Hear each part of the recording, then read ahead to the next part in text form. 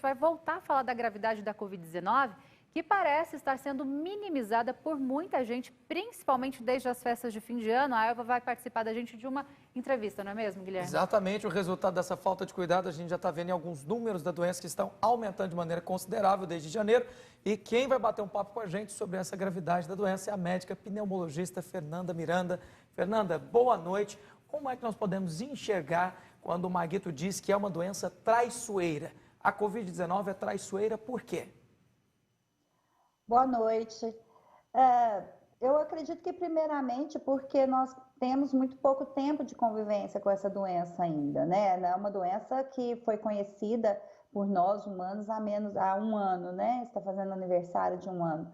E por ser uma doença nova e por ser uma doença uma virose que se manifesta com sintomas bastante diferentes de outras viroses conhecidas, né? Nós achamos sim que ela às vezes nos trai. A gente vê às vezes pacientes que têm muitos fatores de risco, têm idade avançada e que evoluem de forma extremamente benigna, e no outro extremo nós temos visto casos de pacientes jovens, sem fatores de risco, sem doenças crônicas que podem agravar a doença e que evoluem em um desfecho muito desfavorável, indo até a óbito. Então é uma doença que requer cuidado. Pode falar. Doutora Fernanda, a gente sabe, né, que Maguito ele oscilou bastante, falando um pouco agora do estado de saúde de Maguito Vilela, ele oscilou bastante, como eu comentava aqui agora há pouco, né? Ele teve momentos que ele foi considerado que ele estava bem e tal, e de repente uma piora expressiva o acomete e ele começa a sofrer graves processos de inflamação pulmonares que infelizmente trouxe a óbito, né? O levou a óbito. Como que esse processo acontece dentro do organismo, né? Uma pessoa que está bem, que está sendo considerada que está bem, sedação está sendo retirada, está reagindo, de repente ela passa por uma situação de piora e vem a falecer. Então, quem está habituado ao ambiente de terapia intensiva, médicos intensivistas e outros especialistas de modo geral, veem isso com uma certa frequência, né? Um paciente grave, não só a Covid, mas aqui estamos falando da Covid, um paciente grave ele é suscetível a diversas complicações, sejam elas da própria doença, sejam elas complicações que acontecem no desenrolar, né? Então isso é comum, a gente vê isso muito no ambiente de terapia intensiva, o paciente experimentar, vamos dizer assim, altos e baixos, né? Existem períodos, no caso exemplificando que vocês colocaram muito bem aí na reportagem, toda essa trajetória da doença dele, houve realmente períodos de uma melhora animadora, né, em que nós todos estávamos crentes de que, apesar de um quadro arrastado, ele iria se recuperar, e houve períodos de grande agravamento, né? Sabemos que o paciente que vai para a ECMO, para a circulação extracorpórea, é um paciente muito grave. Ele teve uma hemorragia pulmonar, ele teve quadros infecciosos que acontecem mesmo numa paciente de ambiente hospitalar, e lembrando sempre que era um paciente que se encontrava frágil, né? Paciente que fica um longo período na UTI, qualquer pequena infecção, que seria uma pequena infecção, talvez para uma outra pessoa previamente rígida fora do ambiente hospitalar, se torna uma doença muito grave. Então, infelizmente, o desfecho foi esse, né? Ou foi a óbito. Lembrando que a Covid, os pacientes, essa estatística continua desde sempre, desde que conhecemos a doença, 50% dos pacientes que vão à UTI por causa da Covid-19 vão a óbito. Doutora Fernanda, Danusa falando aqui, tem uma dúvida, a gente sabe que duas irmãs mais velhas do prefeito eleito aqui de Goiânia, Maguito Vilela, faleceram antes mesmo dele começar a campanha política, elas faleceram por conta da Covid-19. Existe algum fator genético ou uma predisposição familiar ou no sangue que seja comprovada para que pessoas da mesma família morram por causa da mesma doença, ou não, foi infelizmente uma fatalidade? Isso não foi comprovado, mas também não foi descartado, né? A ciência continua estudando essa doença, esse vírus e como ele atua no nosso organismo, e casos semelhantes ao dele, em que pessoas de uma mesma família, né, consanguíneos, evoluem de uma mesma maneira, seja para pior, seja para melhor, são descritos, né? Então, eu acredito que em um futuro não sei daqui quanto tempo nós teremos essa resposta. Por enquanto, a ciência não tem essa resposta, mas também não descartou que não haja um fator genético associado a um quadro mais grave ou mais leve. Muito bem, doutora Fernanda, entre as perguntas que nós mais ouvimos nesse momento, uma delas foi sobre uma notícia que nós demos aqui próximo ao segundo turno das eleições, em que Maguito não teria mais o vírus, a Covid-19, no seu sangue. Portanto, ele morreu sem estar contaminado pelo vírus. E a pergunta é, a sequela que o vírus Covid-19 causa, ela é mais grave em qual aspecto e o que é que deve se evitar para que não leve a óbito o paciente que foi infectado pelo vírus? O que ocorre, né? Esse vírus, existe uma primeira fase da doença chamada replicação viral, em que os sintomas são sim devido à presença do vírus ali dentro das nossas células.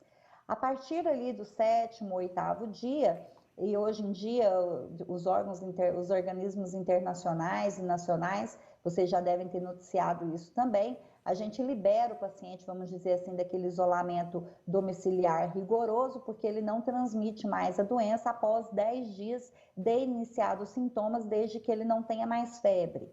Então, veja que a atuação, vamos dizer assim, o vírus como causador dos sintomas é numa primeira fase da doença.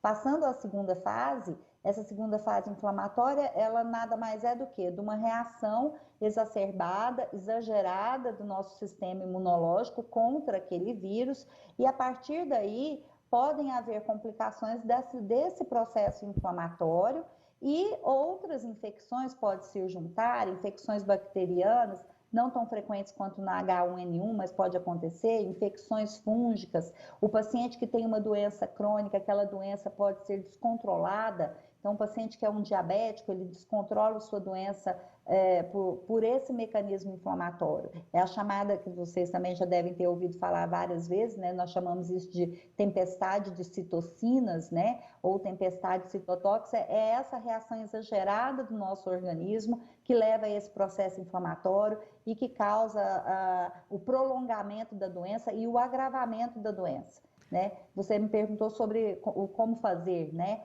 Eu acredito que hoje em dia o principal a ser explicado ao público leigo e às pessoas é que para esse processo inflamatório dessa segunda fase da doença, para esse nós temos remédios já clássicos para tratar dessas tempestades de citocinas, né? Para o vírus não há remédio, então o tratamento baseia-se fundamentalmente na segunda fase da doença, com corticosteroides, né, corticoides e o anticoagulante devido à grande propensão desses pacientes a terem tromboses, embolias por causa do vírus ali nos vasos sanguíneos, né, da ação dele. Então, hoje em dia, a gente faz isso na segunda fase, além da oxigenoterapia, o uso de medicações anti-inflamatórias à base de corticoides. Doutora, me corrija se eu tiver compreendido errado, a senhora acabou de dizer que cerca de 50% dos pacientes que vão à UTI, eles morrem da Covid-19. E nesse sentido, então, eu queria falar sobre a vacina, a importância da vacina que está chegando no nosso Brasil. A gente já tem milhares de pessoas no mundo inteiro que já se vacinaram, que já estão sendo imunizadas. E aqui a gente está num duelo de quantitativo de vacinas, quanto que essa vacina cobre, 70%, 50%, as pessoas não estão conseguindo entender. Queria que a senhora explicasse, então, a importância da vacinação e desses quantitativos de cobertura que as vacinas estão oferecendo. Diz que a Pfizer imuniza 98%, a Coronavac não é tudo isso, mas... Então, eu queria que a senhora explicasse de um modo geral, a senhora como profissional da área médica, como médica, né, para deixar claro para a nossa sociedade a importância da vacina e o que significa essas coberturas. Isso, muito importante a sua pergunta, é muito importante que a população tenha acesso a uma informação fiel a isso que tem acontecido e não se deixe levar por notícias fantasiosas, né? Eu acho assim, primeira coisa, nós temos que lidar com o que nós temos, né?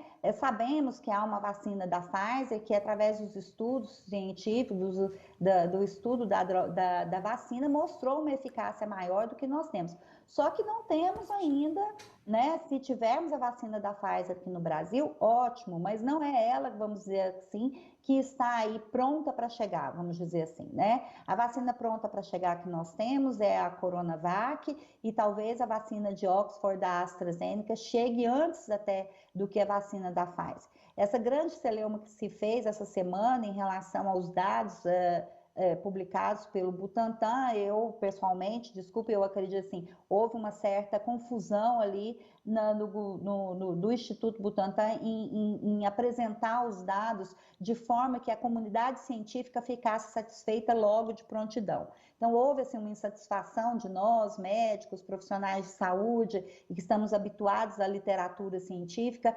em ter os dados completos. Mas esses dados foram chegando. Eu acho importante a população saber que esse percentual, o que ele significa? Se a vacina oferece uma cobertura de 50%, como ela mostrou ali, isso significa duas coisas. Primeiro, que nós vamos ter que vacinar a nível epidemiológico, ou seja, para controlar a pandemia, nós vamos ter que vacinar, vamos dizer assim, quase que ou 100% da população brasileira, para que ela realmente controle a pandemia e a gente se veja livre dessa epidemia, dessa pandemia, né? Não livre do vírus, porque ele está aí, ele não vai terminar nunca, mas não vai ser, ele vai se tornar endêmico, né? Não epidêmico. A segunda coisa é aquele nível pessoal. O que o estudo lá do Instituto Butantan mostrou? Eu acredito ser muito válido. Ele mostrou exatamente, apesar do 100% que diz lá no estudo não ter tido significância estatística, mas ele tem uma tendência que mostra o quê? Que mesmo que eu não me torne imune vacinado, ou seja, mesmo que eu receba a vacina e me infecte com a Covid, com o SARS-CoV-2 e tenha a Covid-19, a chance de que a doença me leve ao hospital é 78% menor do que se eu não tivesse vacinado. A chance de que eu vá para a UTI e que eu vá a óbito, ou que eu tenha uma doença muito grave, essa chance se reduz a zero.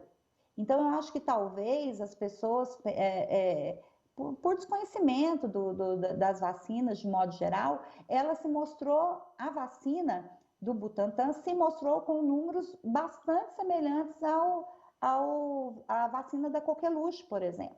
A coqueluche, ela também tem esse índice aí de 58%, 60%. Então, posso não ficar imune de não ter o vírus, mas a chance de eu ter essa doença grave, essa doença que nos preocupa, que tem levado os nossos entes queridos, que as pessoas têm ido a óbito, essa chance vai a zero. Eu acho isso muito, muito válido. E quando a gente fala em custo também, a gente tem que pensar, nós somos Brasil, uma população extremamente grande, nós não somos um país pequeno, com uma população pequena. É preciso que haja o recurso econômico e que a vacina chegue até a qualquer canto do Brasil. Uma vacina igual a da Pfizer, de 70%, desculpe, mas que precisa de 70 graus para ser armazenada e transportada, você acha que ela vai chegar a todos os cantos do nosso país? Tá certo. A gente falou então aqui com a doutora Fernanda Oliveira, ela que é médica pneumologista, estava explicando para a gente sobre essa questão da cobertura de vacina, diferença, o que significa essa porcentagem de 50%, 98%. Muito obrigada, doutora, pela sua participação aqui no TVC2. Uma boa noite. Obrigada, boa noite a vocês.